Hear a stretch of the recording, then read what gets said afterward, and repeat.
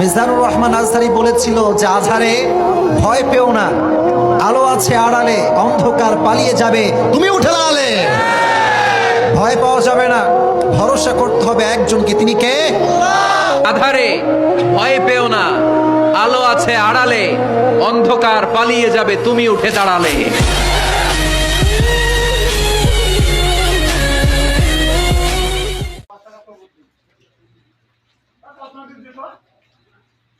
আসসালামু আলাইকুম রহমতুল্লাহ।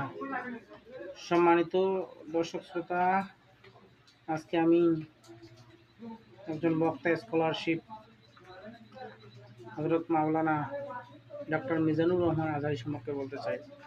তেনার একটা কথা সবসময় মনে পড়ে, এই কথাটা না বললেই নয়। তো কারেন্ট ছিল না, এই কারণে আমার ভিডিওটা অন্ধকারে আমি করছি। কথাটা শুনে যাবেন দয়া করে, কি বলছিলেন এই কথাটা।